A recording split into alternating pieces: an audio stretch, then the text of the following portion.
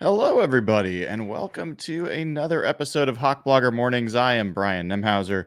You can find me on Twitter and on Instagram at Hawk Blogger.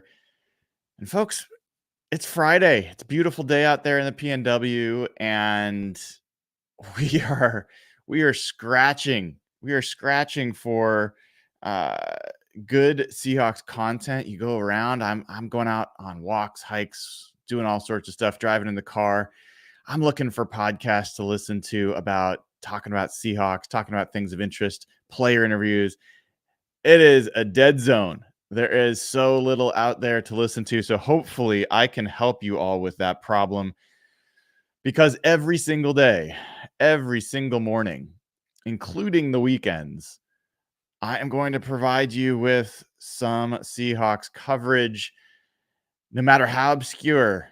We're going to get in there and we're going to give you something to talk about, something to think about relative to the Seahawks. And today is no exception, as I don't know about you. I mean, I'm already starting to think about the season. I'm already starting to think about how it's going to unfold, what it's going to be like, how we can make sure that Mike Macdonald's new time with the Seahawks as head coach starts off on the right foot, that excitement builds.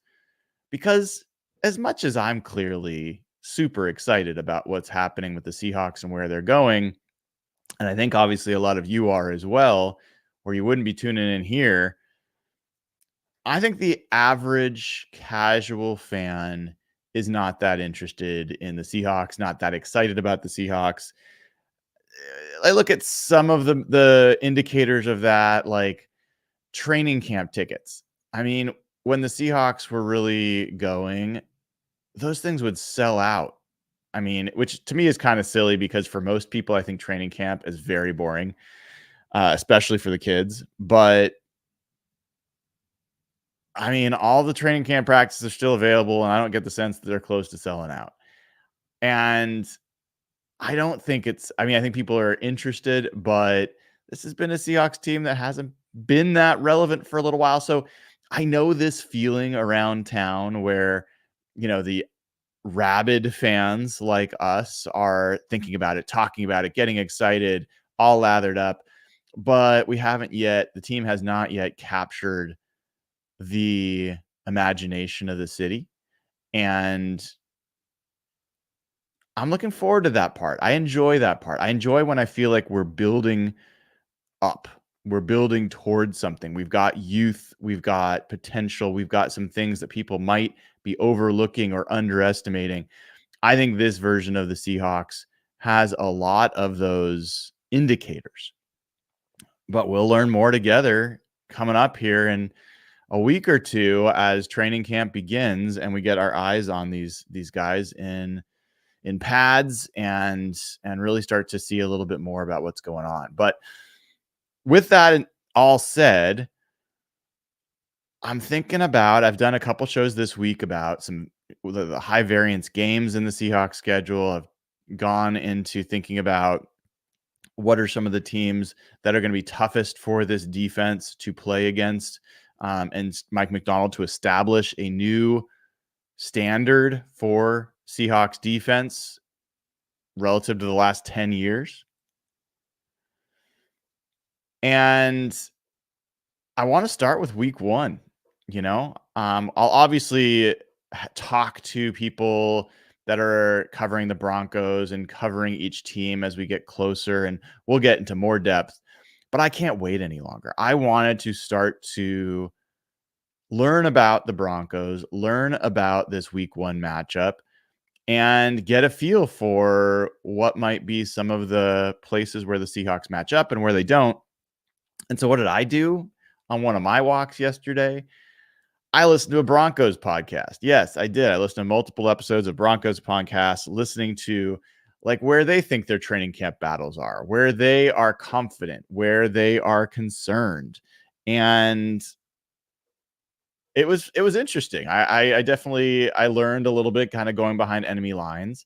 And I'm going to share some of what I learned as well as some numbers that I think are worth knowing relative to a number of different aspects of this game. So we will be going in and having this little preview of the Seahawks versus the Denver Broncos in week 1. And it starts with like what happened with the Broncos last year. And if you do not know, I mean, I'll give you the quick recap. Obviously, Nathaniel Hackett was fired. Sean Payton was hired. And in his first year as head coach, I mean, I think Sean Payton was traded for technically, but in any event, he was brought in to be the head coach. They got a new defensive coordinator, Vance Joseph, who had a number of years. Seahawks fans should be familiar with Vance Joseph. He had been defensive coordinator for Arizona for 4 years prior to their new head coach, Gannon, getting hired last year. So Vance Joseph moved over and took over for Ejiro Evero, who went to Carolina. Joe Lombardi became the offensive coordinator, but that's kind of in name only. Obviously, Sean Payton is going to be the play caller. And Sean Payton came in as the guy to kind of, quote, fix Russell, to fix the offense. And I'm going to walk you through some numbers real quick about actually what happened. And this is just going to be rankings, okay? Where they finished relative to the season before. Now, the year prior, where Nathaniel Hackett was the head coach, the Broncos actually had one of the better defenses in the NFL. They were top 10 for a lot of the years, and they had just no help on offense. So this was the 32nd ranked scoring offense in Nathaniel Hackett's season. That was 2022. Make sure I get that right. 2022. They were the 32nd ranked scoring offense, but they were the 14th ranked scoring defense.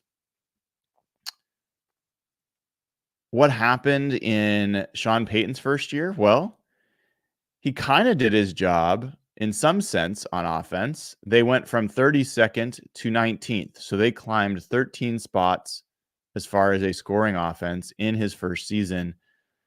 But they also dropped an equivalent 13 spots from 14th to 27th in scoring defense. So they really just did that. That's kind of the story of the Broncos season last year. They made some gains on offense, but they really took a step back on defense.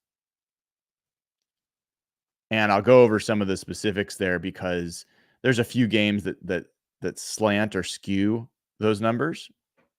But in general, the Broncos took a step back on defense. From a yards perspective, this is interesting. Even though the Broncos took this step forward in scoring offense, they took a step backwards, at least in terms of relative rankings and also in terms of absolute numbers in yards on offense. They went from being a 21st ranked offense in yards under Nathaniel Hackett to a 26th ranked offense in yards under Sean Payton. So they dropped 5 spots. They had 500 less yards on offense last year with Sean Payton. And then on defense, yikes. I mean, they gave up 1,000 yards more last year with Vance Joseph as the defensive coordinator. They dropped 22 spots. They were 7th in the NFL in Hackett's year in 2022. They dropped to 29th in the NFL in yards allowed on defense. So a real step back there from a yardage perspective. Other changes. Looking through some of the numbers here. Let me actually do something to make this a little easier for me to keep track of. One of the places where they took a huge step back on defense was pass defense. They dropped 23 spots in passing touchdowns allowed. They had ranked 5th in the NFL in 2022.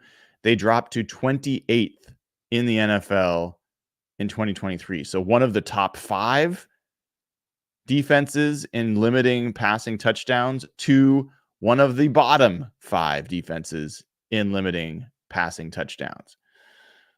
They also dropped in interceptions. They had half as many interceptions. They dropped 9 spots from 10th, ranked 10th to 19th in interceptions last year.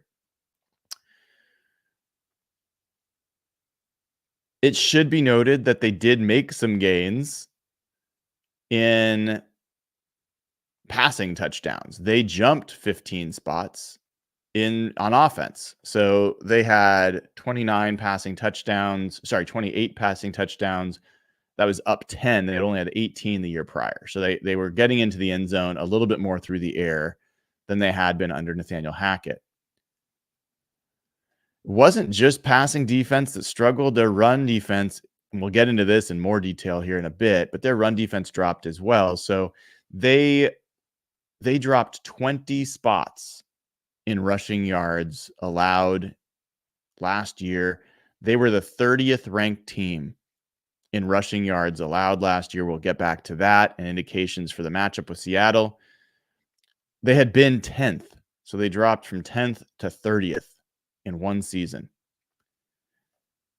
Other things that worth noting, let's see, from a drive perspective, yikes. They dropped 21 spots in points per drive. They climbed 9 spots on offense in points per drive. So the 21 spots was on defense, points per drive allowed. They dropped 21 spots. They were the 28th ranked defense in points allowed per drive. I think those are a couple of things that are just kind of give you an idea of how in Sean Payton's first season, they made some strides on offense. I would say that they, became a, roughly 18th to 22nd ranked offense overall. Not great. Not the worst offense in the NFL, the way that they were under Nathaniel Hackett. But defensively, they just fell off the planet. It was really, really rough for them last year on defense. Now, that leads to, okay, so what did they do in the offseason? How did they approach the offseason? What changed?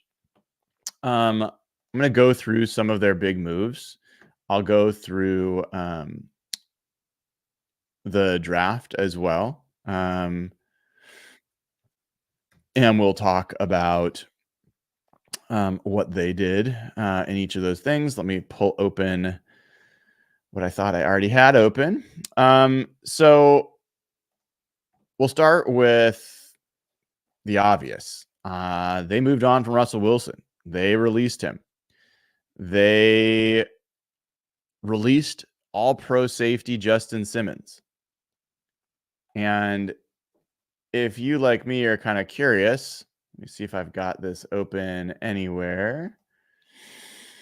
Yeah, here we go. Let me pull open Justin Simmons' PFF grades from last year. He did take a drop down. His coverage grade dropped from 74 to 63. His tackling was still good, 72. His run defense was 77.6. His overall grade was 68. So he had been declining over the last 4 years. He had actually the last 5 years. 2019, he had a 90 grade. Then he was 77, 75, 70, and then 68. So he's been in decline, but still a reasonably good player. So they released Justin Simmons. They released Chris Manhertz, who's a tight end, not a big deal. They released Lloyd Cushenberry. Well, it was actually the end of his deal, and he signed with the Titans. So they're starting center left. Kwan Williams, the slot corner, left as a free agent. One of the bigger exits was actually Josie Jewell. Josie Jewell, their starting linebacker, most consistent defensive player on that roster last year. He went to the Carolina Panthers. Jonathan Harris, who was a defensive lineman for them, signed with the Dolphins. But then as far as who they brought in, they signed Brandon Jones to play safety. He is a young safety from the Dolphins, a reasonably good player, kind of more on the rise than Justin Simmons seemed to be on the decline. They brought in Malcolm Roach, and this is a name that you may not be familiar with. I honestly can't remember if I had done any deep dives on Malcolm Roach before. He's a decent player, a rotational guy for the Saints. And so Sean Payton has some familiarity with him.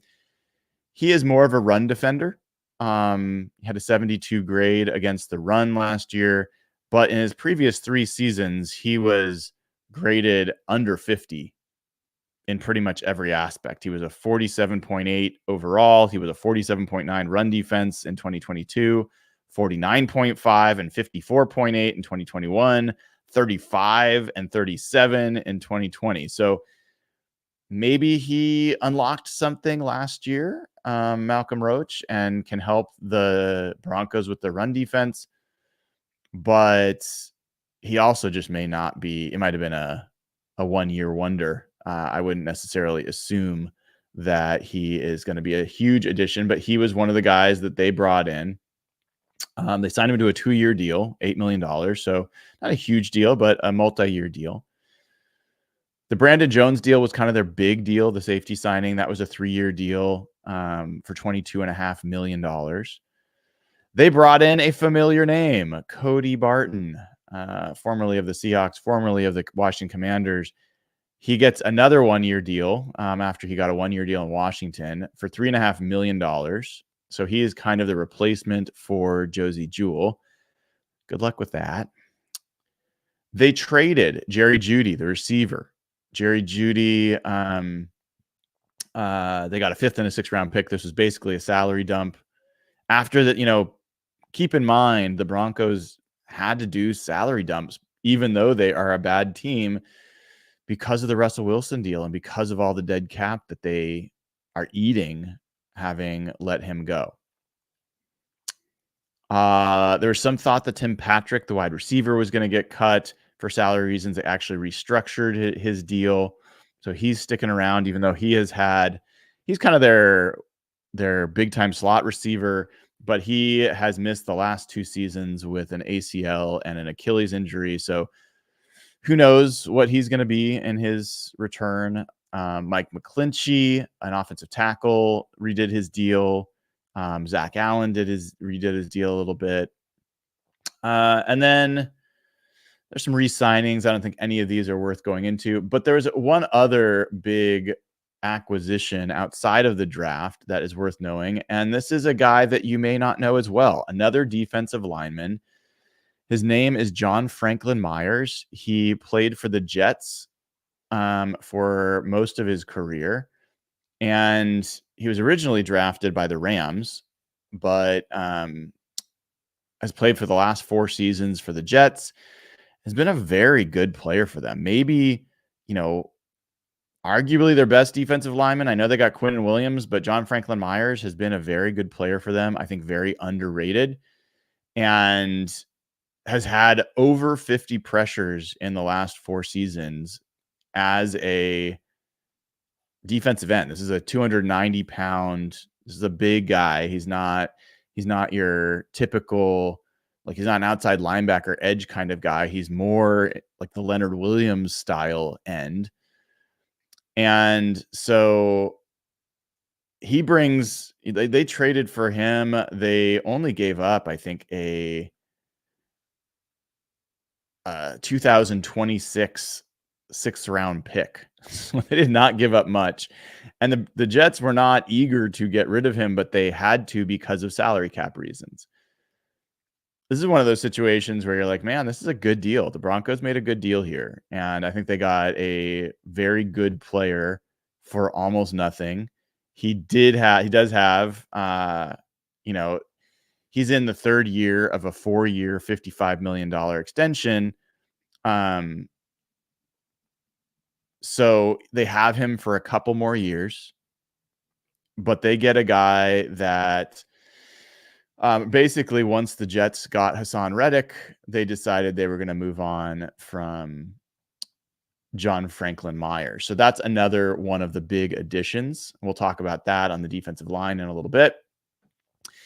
And then the draft. This should be where, I've got his picture right there for you to see.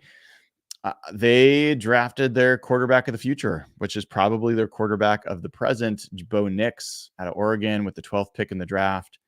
They did not have a second round pick. In the third round, they picked Jonah Ellis out of Utah, the edge rusher. Personally, I was not super high on Jonah Ellis, but he went in the third round. A lot of folks liked him quite a bit. They drafted Troy Franklin. This was a name that was on a lot of Seahawks fans' minds because he was available late in that draft. The Seahawks could have drafted Troy Franklin. Remember, the Seahawks had the first pick in the fourth round. They ended up trading it away. Troy Franklin went with the second pick in the fourth round to the Broncos. And in fact, they traded up to get it. So Troy Franklin, the wide receiver, comes with Bo Nix. So the Oregon connection is there early on in his career. They drafted Chris Abrams-Drain, a cornerback from Missouri. Drafted a running back, Audric Estime, from Notre Dame. Drafted a receiver, Devon Vele from Utah. I think Vele is an interesting player. Has some real speed and I think could be a big play guy. So I think that's a decent 7th round flyer.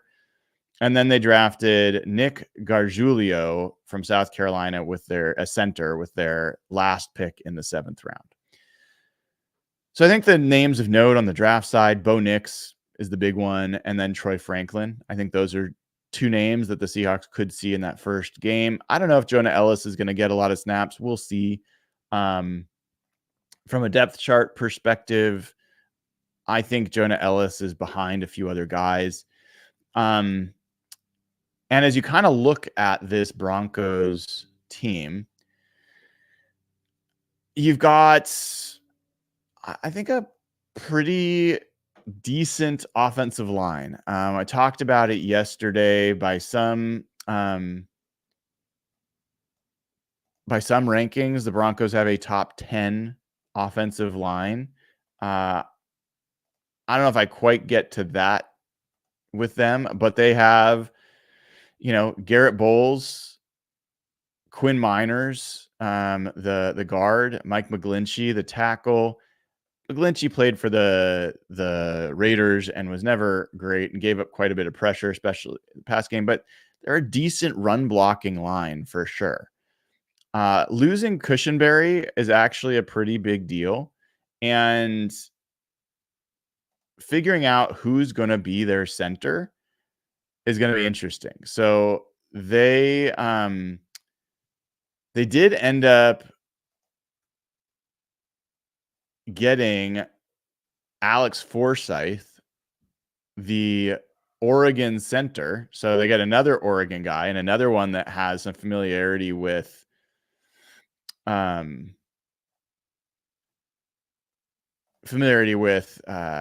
Nix.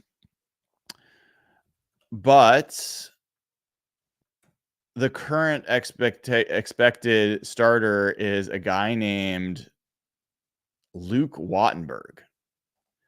Maybe you guys know who Luke Wattenberg is. I've never heard of Luke Wattenberg. Let's look him up. Luke Wattenberg. He's 27. He actually played for the Huskies. I guess. I didn't know that. Shows you how deep of a Huskies fan I am. I'm pretty casual there. He was drafted in the 5th round in 2022. So a couple years ago. He's only played He played 39 snaps last year and 90 snaps the year before. So that's a huge change on their offensive line with Cushenberry leaving. As far as Forsyth, maybe I missed that in the draft. It says that they drafted him, but I'm not seeing it.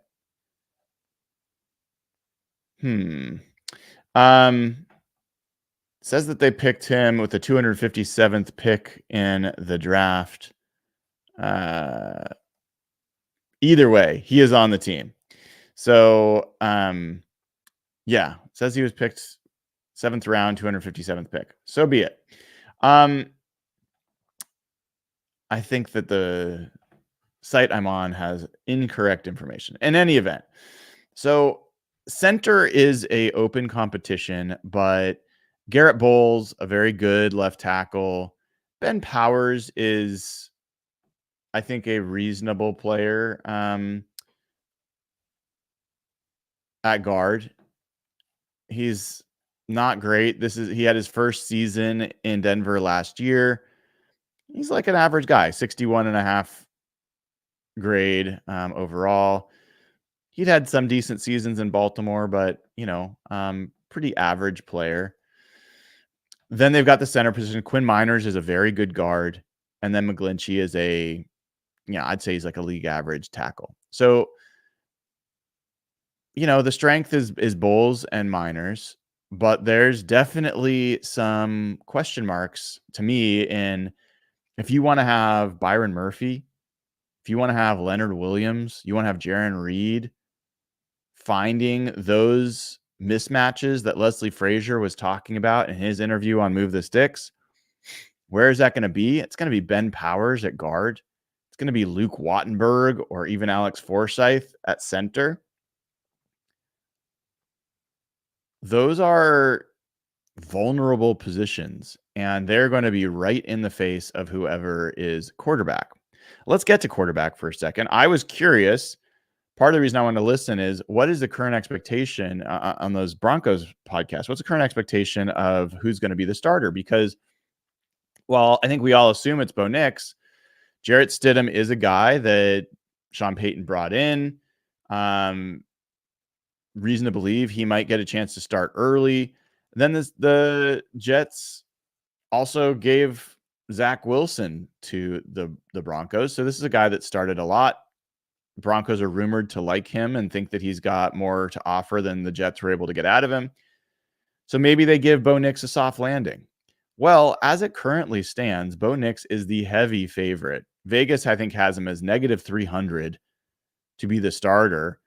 And then Stidham slightly above Wilson as the backup. But as it currently stands, everything I've heard, everything I've read is that Bo Nix will be the week 1 starter. And that got me going on a different little tangent. I'll go back into kind of their depth chart in a second, but I wanted to look and see when's the last time a rookie quarterback started his first game on the road and won. First game, week 1 on the road. And I started looking and looking. There have been, let's see, 7 quarterbacks. Well, sorry, excuse me. This is not week 1. There have been, I'll put it this way. Before we limit it to week 1, there have been 7 quarterbacks, rookie quarterbacks, that have gotten their first start on the road since 2019. Okay. Aiden O'Connell last year, CJ Stroud last year, Bryce Young last year. They all started on the road. Desmond Ridder in 2022, he started on the road. His first start was on the road. Trevor Lawrence in 21. Zach Wilson in 21. Both started on the road. Will Grier got his first start for Carolina on the road in 2019. Every single one of those players, the last 7 times a rookie quarterback has made his first NFL start on the road, they've all lost. All 7. The last rookie quarterback to win on the road in his first game was Sam Darnold back in 2018 when the Jets went into Detroit and won 48-17. Overall, at least for what I've got showing up here, let's see. Rookie quarterbacks starting on the road, dating all the way back to the 70s. They are 16 and 47.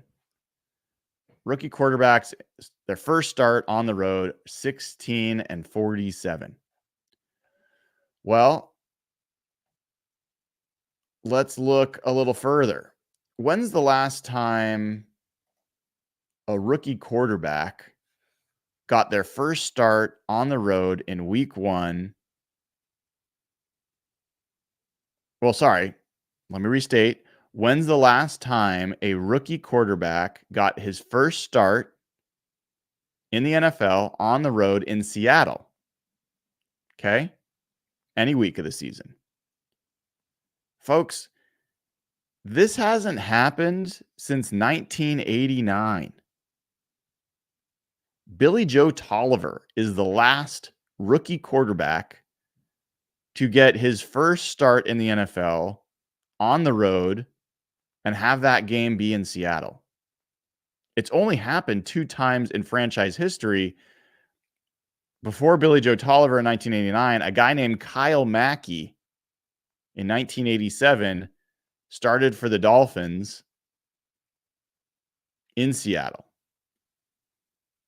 Both of those quarterbacks lost. Billy Joe Tolliver lost 10-7. Kyle Mackey lost 24-20. So no rookie quarterback has ever started their first game in Seattle and won. Ever. And as a matter of fact, no rookie quarterback has ever started their first game in week 1 in Seattle ever. There's never been a rookie quarterback to get a week 1 start in Seattle in franchise history. And it's not an easy place to play. So generally, I think that's good news if Bo Nix is the starter, but Bo Nix is also more of an unknown. Maybe he is the next CJ Stroud, like great rookie quarterback, and maybe Sean Payton and him really hit it off.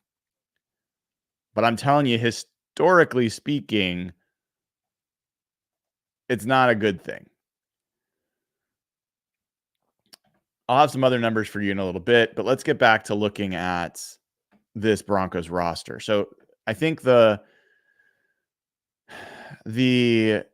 offensive line, we talked about where there's some weakness. The tight end position is really weak. Adam Troutman, just not a particularly interesting player. I mean, he's their top tight end. He was a 53 graded guy last year. He doesn't offer a lot. Lucas Krull behind him, Greg Dulcich behind him.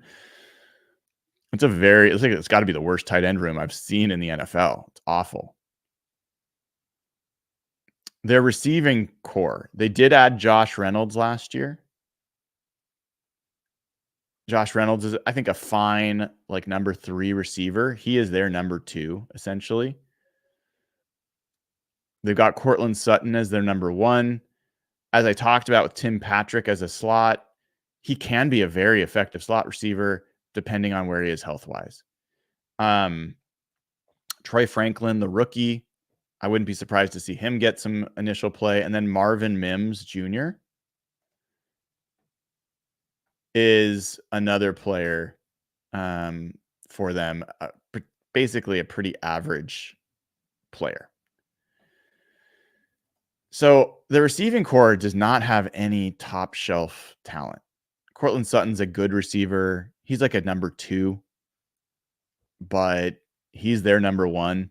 Josh Reynolds is a fine player, but not going to strike fear into anybody. I think you have to like the Seahawks secondaries matchup with this receiving core, the tight ends, the receivers. I don't see a particular mismatch here in the Broncos' favor at the receiver position. And so then you think rookie quarterback, you think maybe there's, Seahawks secondary is as good as it is. The pass rush is potentially very good against this offensive line. So maybe they'll look to run. It's a good running offensive line, and they've got some really good young running backs. Javonte Williams, Samjay Perrine, Jaleel McLaughlin, I think are all interesting players. And, Jaleel McLaughlin last year was like an 86 graded running back. So he's a guy that can be pretty powerful. Perrine was graded 72 in the run. One of the things that's worth knowing about Javonte Williams, Jaleel McLaughlin, and Samaj Perrine is all 3 of them had pass block grades of 35 or less. So as far as blitz pickup, it's ugly. I mentioned Lucas Krull, the tight end. He had a 19.5 pass block grade. They've got some weakness when it comes to holding up in pass protection.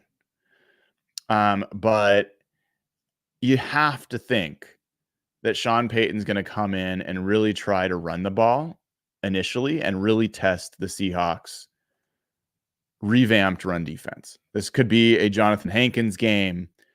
This is going to be a game where we're going to see that Byron Murphy is not just a pass rusher. He is a great run defender, and he's going to have opportunity to show that right away. We're going to see Jaron Reed at defensive end and not just at zero tech nose tackle like he was last year.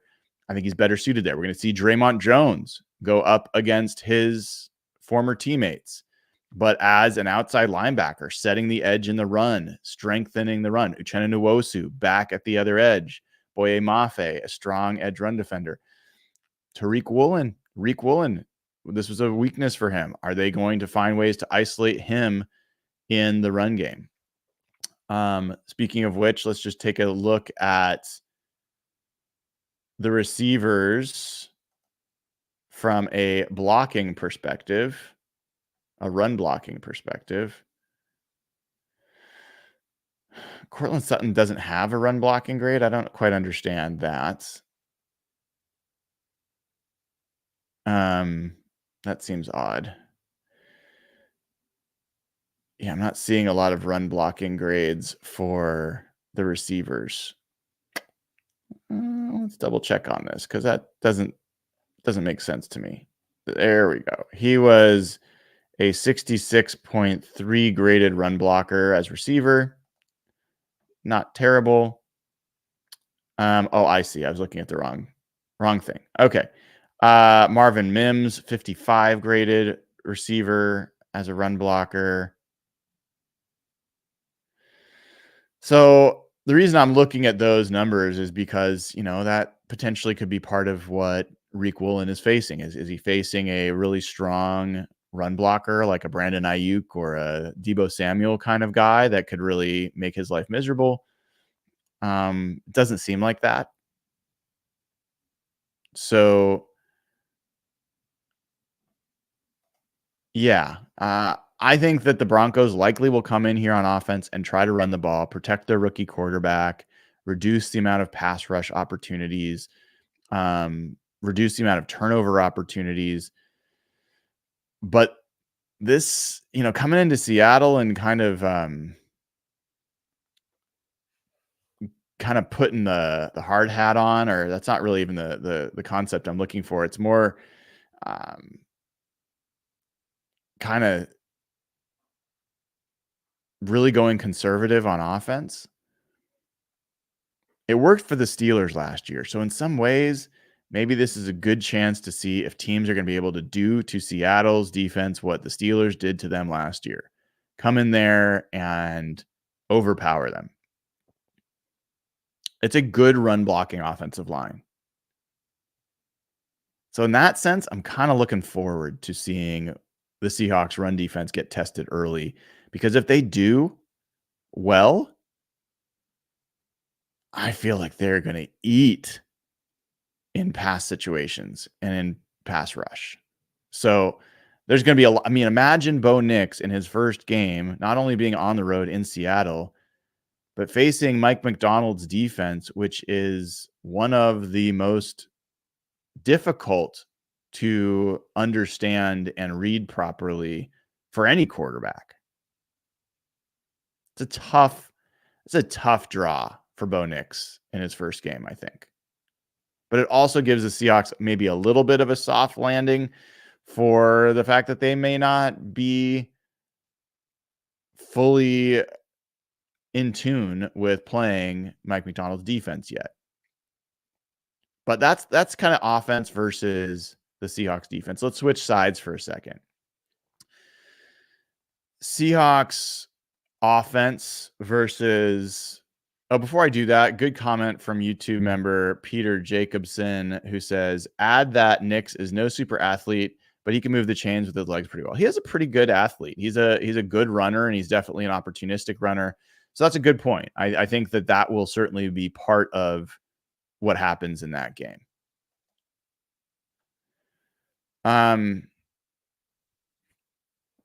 the other side, the Seahawks offense versus the Broncos defense. One of the things that I found interesting is listening to the Broncos podcast that I did yesterday.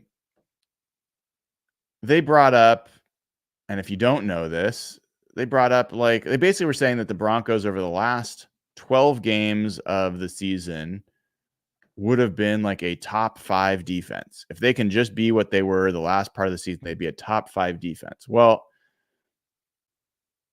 the reason they're saying that is because the Broncos had some crazy outlier games. Remember when the Miami Dolphins scored 70 points? Well, they did that against the Broncos, I should say, in week 3.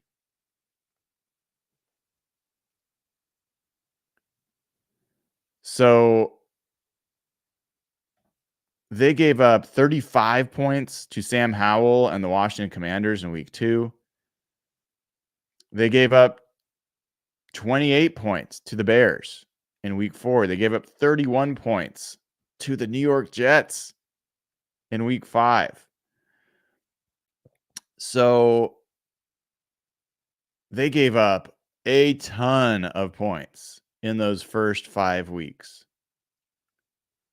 And so when they talk about from like the last 12 weeks, it's really after that initial run where they were giving up a ton of... They gave up 726 yards to the Dolphins. They gave up 350 yards rushing in that game.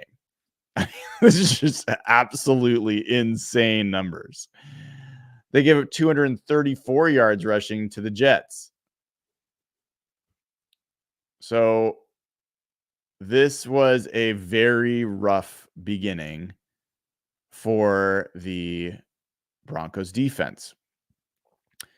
And so I was like, all right, I get that. Sometimes, the Broncos were very good in 2022. So it wasn't crazy for me to think, okay, maybe they're right. I'll look at the last 12 weeks of their season and see where their numbers stack up.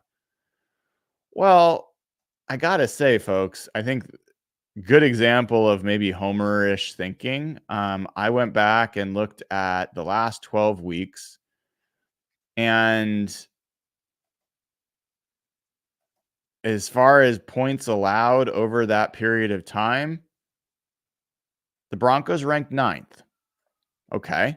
So that's top 10.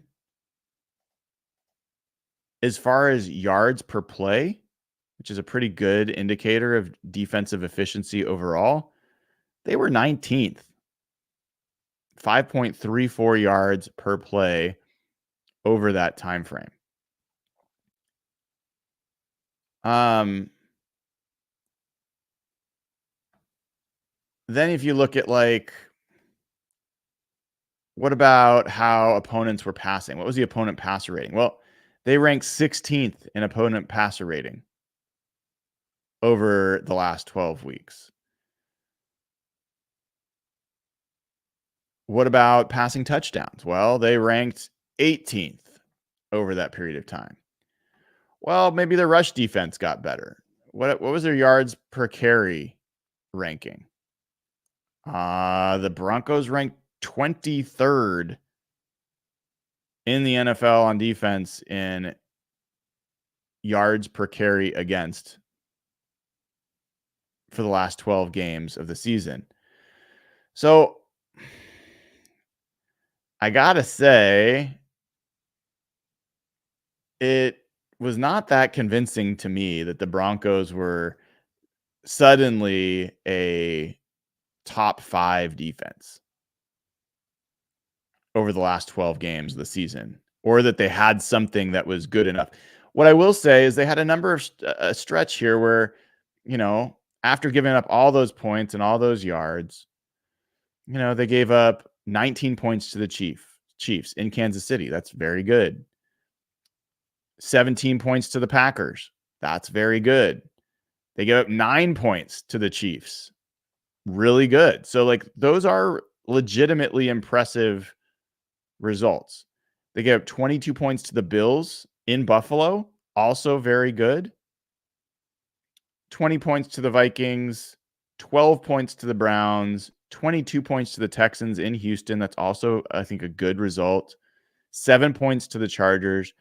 But then the last 4 games of the season, 42 points to the Lions, 26 points to the Pats, 9 points to the Chargers. So they did well. Their division play was very good. And then they gave up 27 points to the Raiders in the final game. So they were significantly better over the last 12 games of the season. And there were a number of games where they were very good against very good competition. So I do think the Broncos defense deserves respect.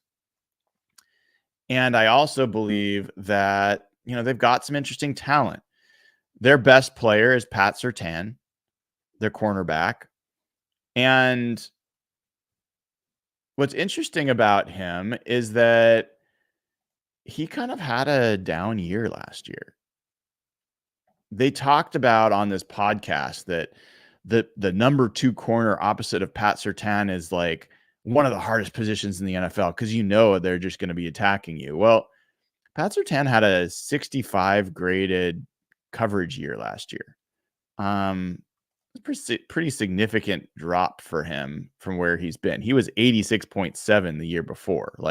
He was one of the best cover corners in the NFL in 2022. Numbers don't indicate he was that in 2023. So I still think he's very good. I think the question will be, knowing how Ryan Grubb, we've heard from all of the receivers so far that 1, he's going to be aggressive in attacking downfield, but 2, that they're being asked to learn each position, right? It's not that DK Metcalf's going to be in one place parked there on one side of the field. It's not going to be that Tyler Lockett's in another or JSN's always in the slot. They're all going to learn each role in the offense, which means that they can move DK Metcalf around. Maybe DK Metcalf's going to be in the slot some. Maybe he's going to move to the opposite side. Is Pat Surtain going to travel with DK Metcalf? That's going to be a really fascinating chess match to watch. And that brings up the opposite side.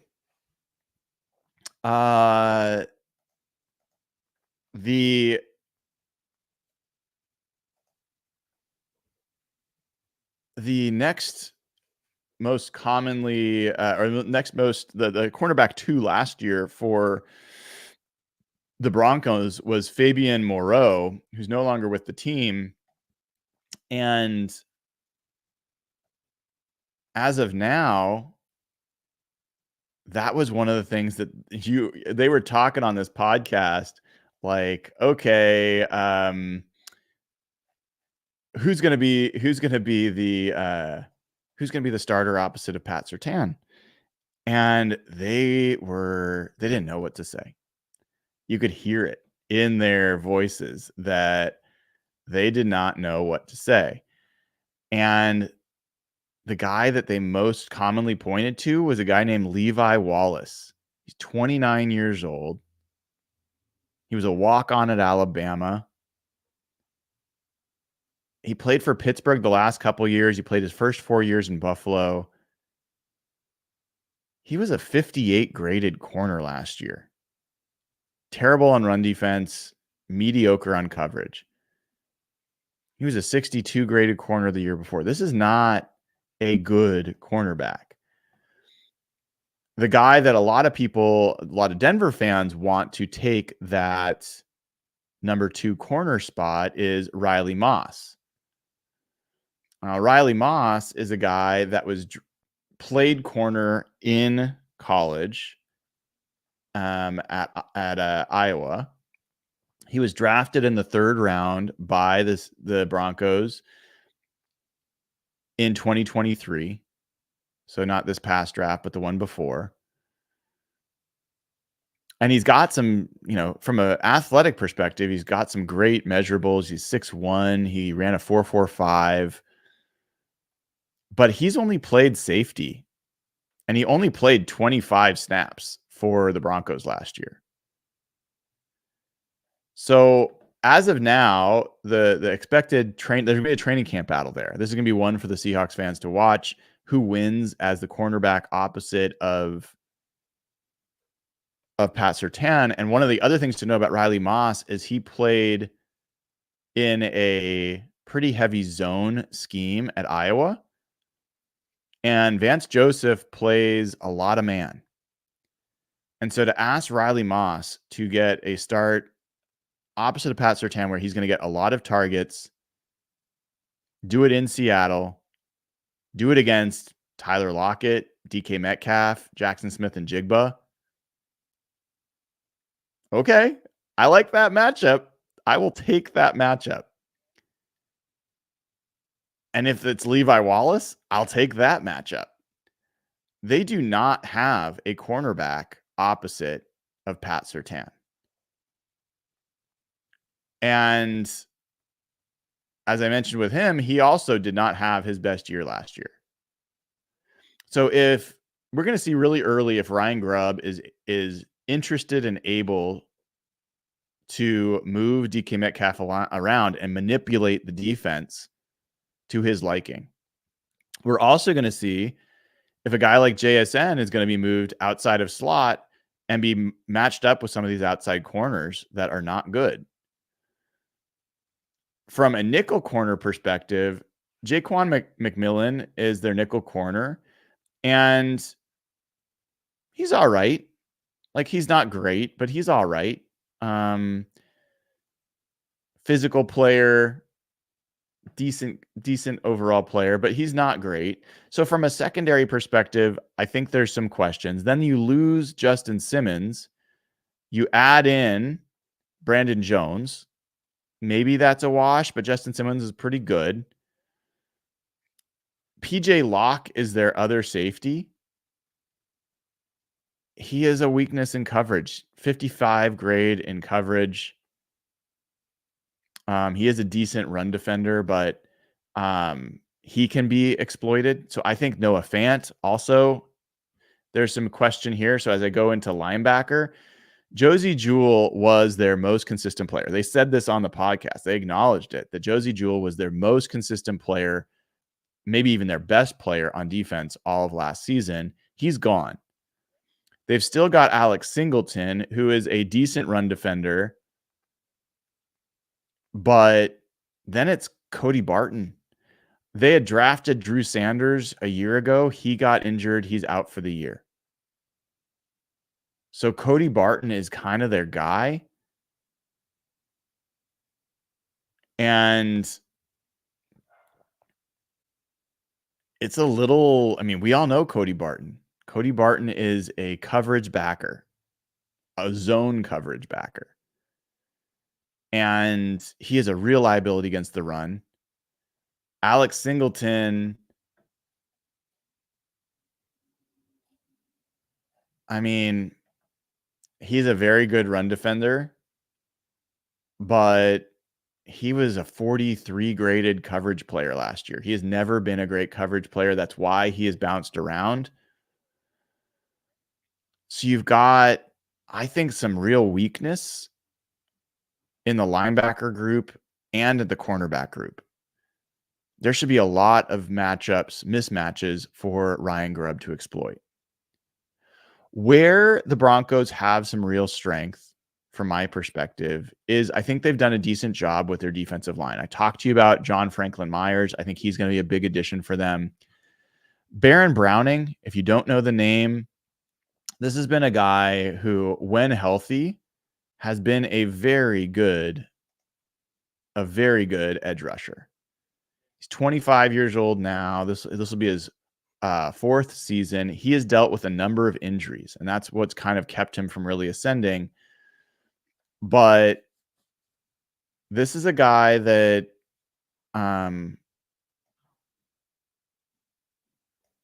could give the Seahawks some trouble on the edge. It will test the tackles early. And then they also have some other decent edge players. Nick Bonito is a guy that not a lot of people know, but also had a decent year last year as an edge rusher, had 8 sacks last year. So he's a decent rotational guy in there as well. Jonathan Cooper's a guy who's a little bit more of a run defender, but I think a solid player. Then they drafted Jonah Ellis. We'd see what he'll do. But I like their interior defensive line. They've got DJ Jones, who we all know, very good defensive tackle. He used to play for the 49ers. He was the guy that used to always put little Joey Hunt on his butt. Zach Allen, who they signed in free agency from the Cardinals, on one defensive end, and then John Franklin Myers on the other. You've got Malcolm Roach, who I mentioned, can be a decent run defender. I think they should have a pretty good pass rushing defensive line, a disruptive pass rushing defensive line. Where I have some questions is, what about run defense? Because DJ Jones, he's a bit of an undersized nose tackle. He had a 49 grade as a run defender last year. Zach Allen, he was okay in that regard, 66 graded run defender. John Franklin Myers is that guy that I mentioned, and I think will help.